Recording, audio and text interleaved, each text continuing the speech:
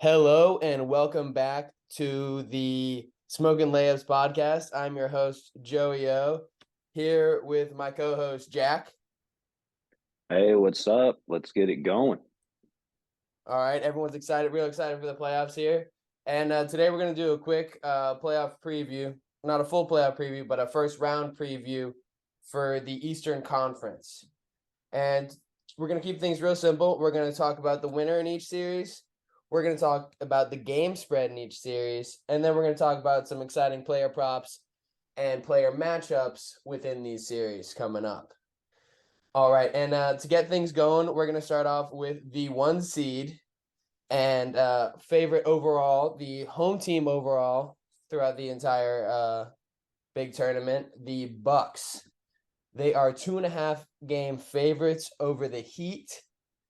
And I'm going to let Jack kick us off here.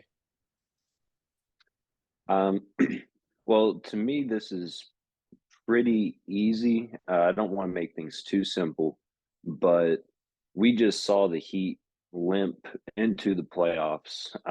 They had a pretty good comeback real late in the game last night to beat the Bulls, but they just don't look like a team that I think can get past the number 1 seed, much less, anything else. They don't have a bunch of true scorers. Yeah, they shut down Giannis in the bubble, but that was the bubble. I think this will be a fairly easy matchup for Milwaukee. I actually don't know the head-to-head record for this year, but I certainly give the coaching edge to Milwaukee. Give me Milwaukee and -1.5 games. I mean, they could sweep easy. I think a lot of the top Eastern Conference seeds, Was if that this determined, actually 2.5? 2.5. Pardon me. The spread was actually 2.5 games. Okay, 2.5. Yeah, my bad. Still comfortable with that. They should be able to do it. Like I was in the middle of saying, I think all three of like the top Eastern Conference teams, if motivated, don't know why they wouldn't be motivated, but if motivated, they all three could sweep. So we'll see which one actually does, but this is pretty easy to me. And Yeah, I actually one thing I thought you said was kind of that I disagreed with was the coaching edge. I wouldn't say that it's clear that Bud is a better coach than Spoltz. No, Spolstra. What am I saying? Better coach than Spolstra, but I think the personnel is just the Heat are outclassed. They got smoked from a basketball operations standpoint more so than a coaching standpoint. Where the Bucks roster is just leagues better than this Miami Heat roster. It's really incomparable.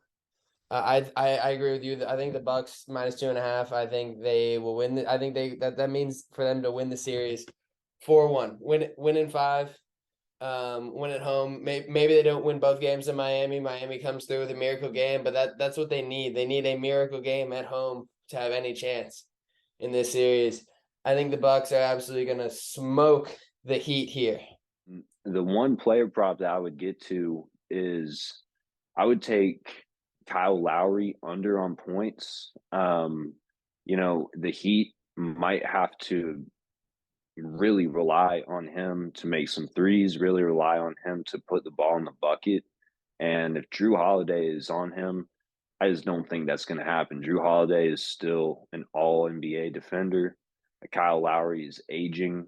One other good angle to attack this series is Brook Lopez.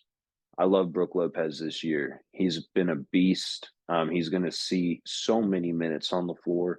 He's going to easily be, aside from Giannis, the biggest guy on the floor.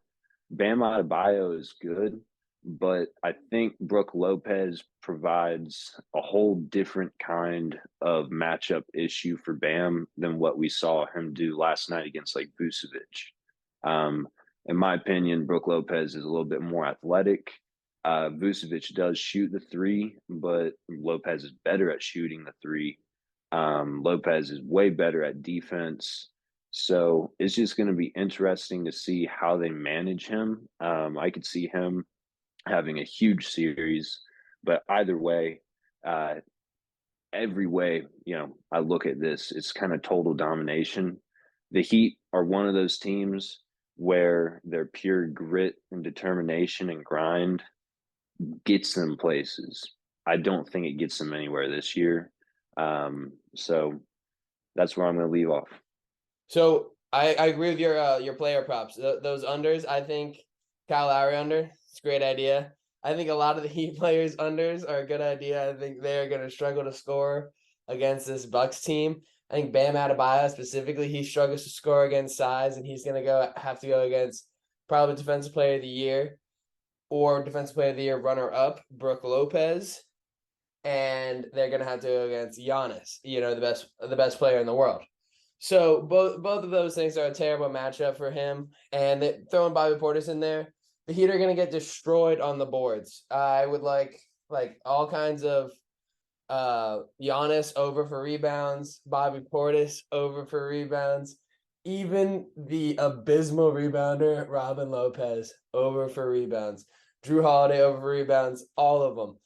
The Heat cannot rebound the ball to save their life. That's why they got smoked by the Hawks.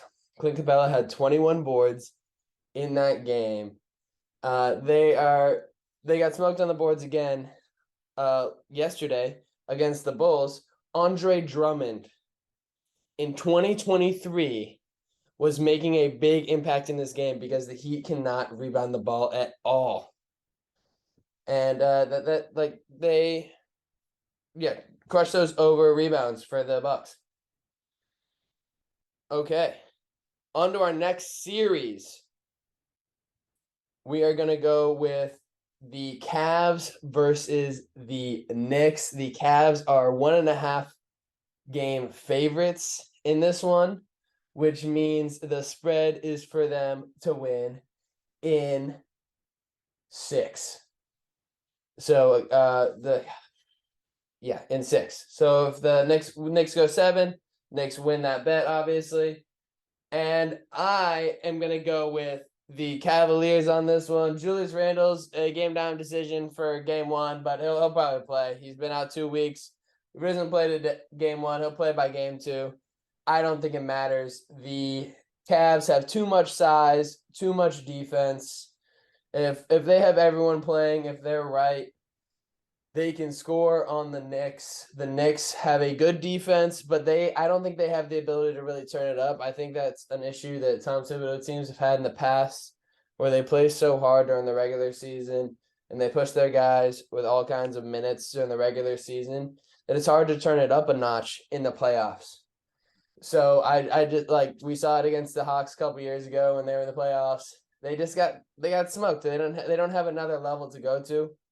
Jalen Brunson has been great down the end of the games, but going up against Darius Garland and Donovan Mitchell and Evan Mobley as great decision makers down the stretch of games, I just give me the Cavs in that. I don't know if they're gonna win. I think that I personally picked them to win in 5. I think they can cover that 1.5. I just don't think the Knicks are very good. They've played super hard all year. They've been pretty healthy for the most part. IQ's been awesome off the bench. Don't get me wrong. He's been unbelievable. Probably going to be 6th man of the year. But give me the Cavs here. What do you think about this one, Jack? So it's a little tough for me to pick the spread. The Knicks are incredibly scrappy. I haven't liked the way that the Cavs, when healthy, dangerous, having all the guys on the court, I haven't liked that they haven't seemed to be able to just dominate when they should. The spread to me honestly comes down to Julius Randle playing the first game, playing today. Uh, right now, at least on ESPN, it shows doubtful. Obviously, some of the different sources out there will be a little bit different. He is huge. If he doesn't play, that that kind of seals the deal on the series. I don't know how long they can extend it, but without question, I think it seals the deal on the series. What's interesting about this series is the Knicks won 3 of 4, but the Cavs only had a full lineup against them once out of the 4 games. Um, one of the wins the Knicks had, Brunson scored 48 points. Another win they had, Julius Randle hit 8 3-pointers. So, not that they didn't deserve to win those games, but you kind of look at those and you're like, wow, that's kind of outliers for how they won the games.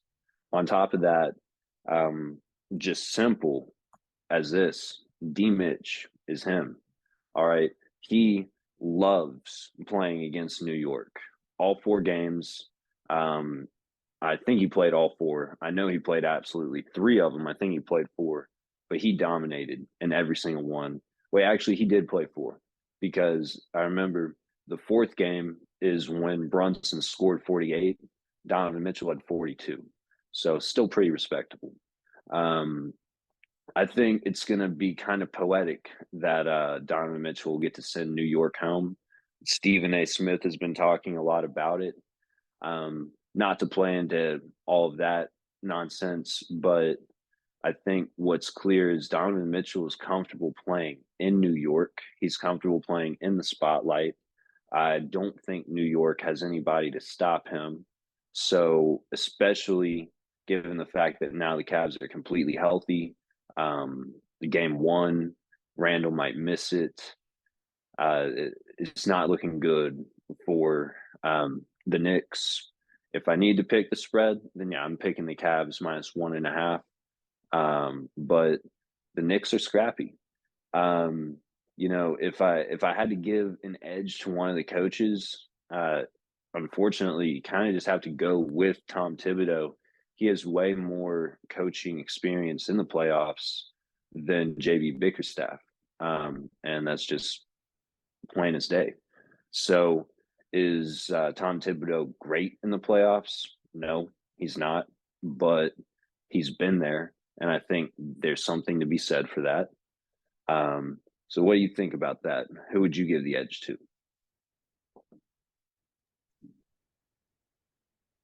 I think that's tough. JD Bickerstaff hasn't really shown at any point that he's great at making adjustments. Honestly, neither is Tom Thibodeau. Both of these coaches kind of they have their offenses, they have their defenses, they kind of roll with what they've got from throughout the season. For the most part, they don't make a ton of changes to the lineup. And honestly, they don't have a ton of changes to go with the lineup because for instance, the Cavs are much better off playing with their 2 bigs than going small. They should always have one of those big guys in the game at least, and they're even best when they have both of them. And so like they're just gonna run the pick and roll a lot because that's what's best for their team. They have 2 great ball handlers. They have 2 great screen setters. And then so obviously there's not a lot of pivot to do off of that offensively. And then with the Knicks, I Tom Thibodeau, I think he is a little bit passed by. He was awesome before the 3 took over, but he just hasn't had the same success that he had in that time period. And like I said, he doesn't like his team already plays so hard in the regular season. He already plays his guys so many minutes that he doesn't really have another gear to go to necessarily. And so I guess it's a toss up, and I guess I'll go with you on the experience of Tom Thibodeau. He's seen a lot of after timeout plays in his career and whatnot, but I don't love either coach here, honestly. All right, on to player props. Are there any specific matchups or angles that you want to highlight in this one? I know you already mentioned Donovan Mitchell. Are you specifically targeting his points, or do you think he's going to do some playmaking as well? I think his points is the best way to attack him. he's the clear scorer. Not that Darius Garland can't, carry the load himself, but Darius Garland is much more comfortable being the playmaker of that offense. They added Donovan Mitchell to help when Darius Garland couldn't play make and provide the points they needed. So now you have the perfect person for that. Somebody who's ready to drop 35 plus every single game in the playoffs. Yeah, he can give you assists. He can give you, if he wanted, like probably 10. He's that good of a player. But I think he's a lot more focused on just getting the ball in the bucket. So that's where I would go with him. Just take his over on points. I was listening to one good source that, I just listened to for sports, and they mentioned that a lot of these like early games, the playing games, have been lower scoring. So maybe be careful with taking player props on points first game of the series. Although I'm not going to be worried about it. People have to score points to win games, but still, it's a fair point. You might want to just be a little bit cautious with it, but I mean, yeah, that's the best, absolute best way to attack this series. There's not going to be one more player aside from Jarrett Allen just getting rebounds that is going to just do that. Jalen Brunson's going to ball out too. I would think his points and assists is a good angle to attack him. I don't really know how his rebounds will factor into this whole matchup, but he's going to have to be everything for the Knicks. So one side or one person to look at for them would, I mean, be their point guard. Uh, just bet his points and assists because he's going to have the ball in his hands. He's going to definitely have the ball in his hands when it's important because that's what they paid him for. And I mean, if he doesn't make it happen, the Knicks aren't going anywhere. So you might as well bet on the person who's going to have the ball in their hands. Okay, I really like that angle on Jalen Brunson, but I think a very similar angle on that would be Darius Garland. I think he's gonna have his, maybe not for his points and assists, but I think just his assists straight up. Like, there's no way he doesn't average double digit assists in this series. Like, he's gonna be playing at least 38 minutes a game, probably 40, you know? They're going to be running a ton of pick and roll for him. He's going to be setting up Donovan Mitchell on plays and screens and stuff. He's going to be kicking to the corner when people are crashing on that pick and roll. He racks up assists. He makes great decisions in the half court, and the playoffs really become a half court game. So, and then I want to address another point that you made about how there's been lower scoring in the playing games. So the playing games are elimination games for the most part. They're one game do or die situations, which makes them very similar to game sevens. And game sevens traditionally, or just historically, have had less scoring too because every possession matters more.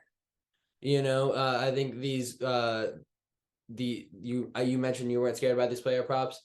I don't. I think that scoring is much more reflective of elimination games. But game ones, we are going to see some blowouts in game ones. Like, I think at least we're going to see one team get to 130. At least one get to 130, and probably several get to 120, 125 even. So I would not be worried about scoring at all as these games start, as these series start, but as they kind of wind down, the scoring tends to trend down just as defenses really lock in. You get to make adjustments and figure some stuff out. All right. Our next series that we have is the Sixers versus the Nets. The Sixers are a 2.5 point, not 2.5 point, 2.5 game favorites. Both these teams are fully healthy, and the Sixers are the 3 seed that Jack mentioned earlier, are big, heavy favorites in the East here. And I just want to hear your take on Sixers versus Nets, Jack. I mean, this is just unfair, honestly. Um, The Nets might have, I don't know what it was. They might have started playing better when they got McCall Bridges, or maybe it was just their record after that big trade was better than like Kyrie's and KD's or whatever. Doesn't matter. Um, Brooklyn just has nothing that can stop Embiid. If you can't stop Embiid, you can't stop Philly.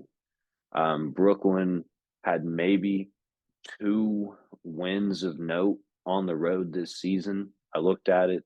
Um, so I don't think they're going to win on the road in this series. If you can't win on the road, then it's kind of impossible to win a series. It's not going to seven. I'll guarantee that. So, I mean, I could give you more. I have a lot written down, but it just easy enough. Sixers minus 2.5. That's a lock to me. There's definitely a coaching edge with Doc Rivers. You know, he uh, a lot of people have this or that to say about him, but I mean, he has so much experience. He's won a championship, so I don't think there's much comparison there. And I don't know. I'll give it back up to you. What are you thinking? On that coaching edge, I agree that's tough. But I honestly in this series, I don't think it matters as much. I think it's really similar to the Miami Milwaukee series where the rosters are just in such a different stratosphere that I don't think it really matters. People knock Doc Rivers for his inability to make adjustments in game, but he has definitely proven to make adjustments within series before. And like you said, he's won a championship and he's gone to conference finals. The Sixers have not been to the conference finals since AI was there, but not that I think this is the year they do it, but I do think Doc Rivers has especially an experience edge over Jacques Vaughn, who has done an outstanding job with the Nets this year. Honestly, given all the shit show that has been, he has been very very impressive. And so on top of that, I really agree with you. The Sixers minus 2.5 means for them to win in five. I think that is very very doable. I personally picked them to win in five on my bracket, but I think they could easily sweep. But the Nets could have a hot shooting day, and Embiid could, he could get hurt or something. He could miss a game for sure. You never know with him. But I think they're gonna win this one in five, maybe even sweep it. And I'm gonna turn it back over to you and ask you about some player props, some specific matchups you're excited for in this one. Well, the only thing you need to be worried about with player props in this one is a blowout. This series has, in my opinion, the biggest blowout potential out of any series. We'll talk about the Hawks and the Celtics later, and that's not a great matchup for the Hawks, but I just don't see how at any point, unless what you said happens, Embiid gets banged up a little bit, they're like, well, there's no point in pushing him. We're going to beat him anyways. We'll just rest him a game. There's just no way that Brooklyn should win at any point. They just don't have what it takes to stop Philly at any aspect of the game. So for player props, you can honestly hammer what Philly is best at: Harden assists, Embiid points, his rebounds. Tyrese Maxey is going to get buckets. Tobias Harris is kind of a question mark. He was weird to bet on player props this season. I really didn't like betting on him much. I couldn't get a good feel for him. So besides, Maxi, Harden, Embiid, I don't really know. I don't have any other Sixers on my radar for player props. But I don't think you need to. It's not going to be that difficult. Uh, I've heard a ton down the stretch of just how terrible Brooklyn has been at like defending the big man or stopping the big man from getting rebounds. And if you can't do one of them, then you're not going to be able to stop Embiid. If you can't stop Embiid, then Harden's going to do whatever he wants, and he's just going to pass it to whoever. They're going to have an open look. That's an assist for him. And then Maxey is just a hooper. He puts the ball in the bucket. So unless they're just real quick blowouts in every game, those player props are good to target. I wouldn't target anything but McCall Bridges points on the opposite side. Um, After that trade for McCall Bridges and Cam Johnson happened, I really stopped looking into the player props on Brooklyn because the only thing that you really needed to know was Cam Johnson was either going to start and score 40 points or he was going to sit the bench and McCall Bridges was going to start and score 30 points. Um, that's kind of as simple as it got to me. So you might look at hammering some McCall Bridges player props for points early in the series. If you notice that Cam Johnson gets shifted up into a higher role, that dude only scores. So that would be a good opportunity to take him and his points. But yeah, it's not super hard. Look for the stars and just take what they're best at. If the game isn't a complete blowout, they should all hit. So I think you might have mixed up the Cams there. And we're talking about Cam Thomas because if you were, I totally agree with what you were talking about. Yes. Yeah. It was Cam Johnson got brought over in the trade, but yeah, Cam Thomas is who was scoring all those points and who I was exactly talking about. He's not going to see probably a bunch of minutes to start the series, but I mean, if you get down 2-0, you've been blasted the first two games. Why not shift something up, bring in a lightning plug? So, yeah, you were right, Cam Thomas. Thanks for correcting me. No worries. What are friends for, right? Okay, and yeah, I just totally agree with you. So something you mentioned was that the Nets have been terrible about stopping the big man, and obviously Embiid is a nightmare matchup for any team who has that as a weakness. And so a big factor with them being bad against the big man is honestly their roster construction. They have a ton of wings. It's kind of their starting lineup is kind of crazy from Spencer Dinwiddie to Nick Claxton. Everyone's 6'6" to 6'10", which is unbelievable. And they switch like crazy, and switching really messes up your boxing out schemes and stuff and can really leave you open to a guy like Embiid cleaning up on the O rebs. And so in addition to that, just by switching and by being willing to switch, you're more likely to have Embiid in a mismatch, get him the ball, and have them just take a bad foul, get in the bonus early. Watch Embiid and Harden have a ton of points, shoot a ton of free throws in this series. Embiid's gonna score like crazy. He'll probably average 35, maybe even 40. Like this is a nightmare matchup. And Harden's gonna have a lot of assists on those, and then they're gonna be paying so much attention to him on defense that they Harden's gonna be able to find whoever he wants around the perimeter for open shots. The Sixers have a great roster, and it is a bad matchup for the Brooklyn Nets, who switch really well, and the Sixers feed on mismatches. And the problem is, it doesn't matter if you can switch really well if everyone is a mismatch for Joel Embiid. So that dude's just gonna eat. He's gonna cook them up, and there's nothing else I can really say about that one.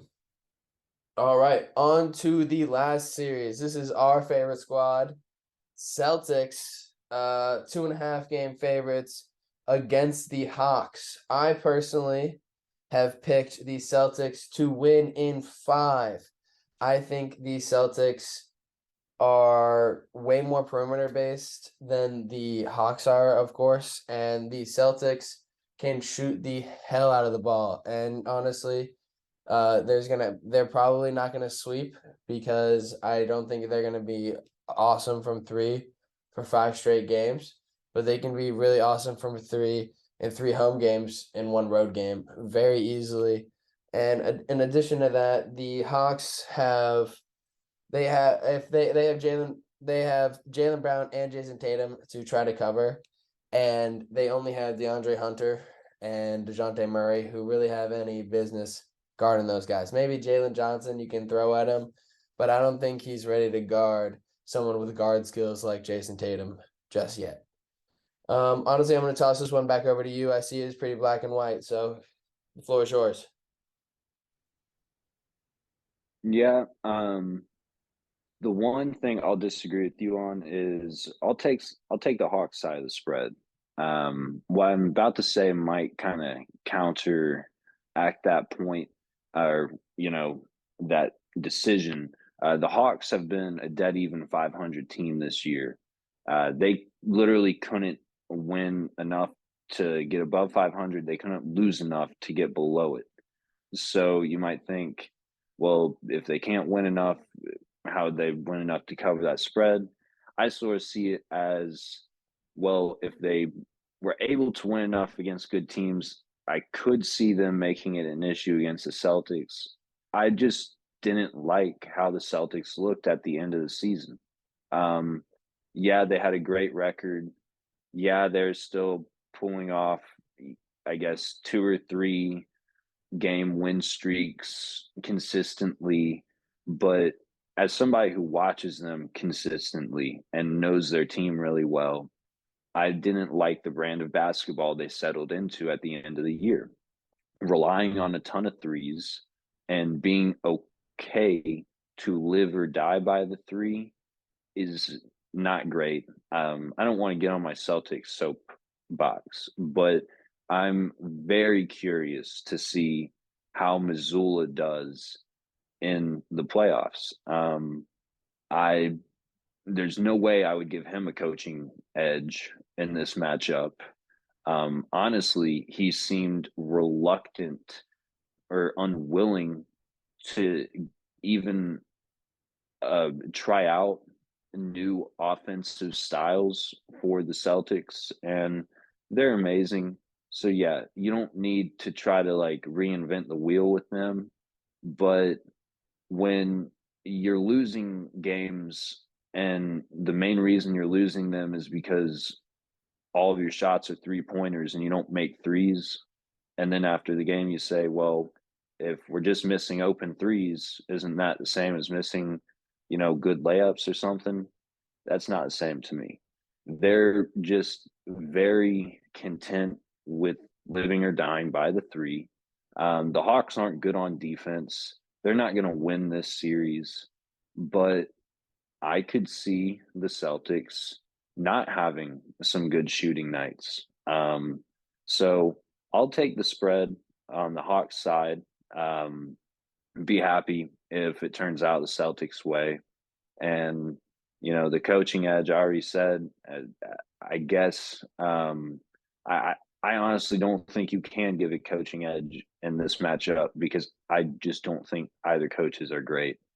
Um, but yeah, I mean, there's no way the Celtics lose the series, but the Hawks are interesting, and Trae Young needs to do something to really cement himself back in to like the spotlight of one of the premier guards in this league. He's great, but I mean, we've seen a lot of the same thing from Trae Young, a lot of, big numbers, early exits. Let's see you know, put on a signature show and give the Celtics a run for their money, maybe. But yeah, Celtics are going to win without question.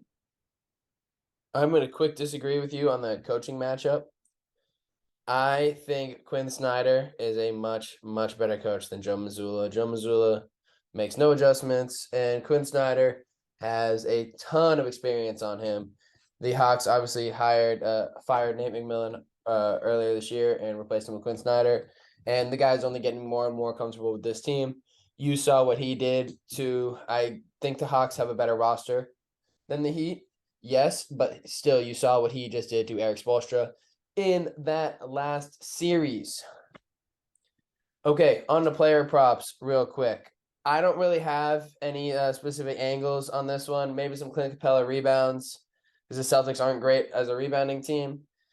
But I don't really love any specific matchups on the Celtics, except maybe their guards going after Trae Young defensively. Jack, what are your thoughts on this one? Um, well, to me, there's a few ways to key in on this. One, everything Tatum. Um, Tatum borderline becomes like Luca level, Kyrie level, Harden level as a ball dominant player in the playoffs. The Celtics have done their best to, bring in Brogdon, surround him with people that can hit open shots, lighten the load for him. But Tatum loves having the ball in his hands. And playoff rosters really shrink. You go from maybe playing 8 down to a lot of teams are lucky if they have 7, but really like a true 6. Boston has 7 without question, but Tatum is seeing the floor. He's going to see the floor for 40 minutes a night without question, and he's going to be locked in. Every single playoffs, he steps up his game. It's just happened every single year. And I think especially this year, coming off the loss in the finals, to the Warriors, him and Jaylen Brown are ready to prove something. I think Jaylen Brown himself might be ready to go on a mission, lead the Celtics to a title, and then get the hell out of Boston because he doesn't really want to be there, it seems like. But that's really neither here nor there right now. It's just Tatum takes it up. He will have the ball in his hands, attack it, attack his points. I wouldn't attack his threes until you see a night he has an off night from threes, and then hammer it. Thanks for joining us for another edition of the Smokin' Layups podcast from Bread and Circus Sports. I've been your host, Joey O.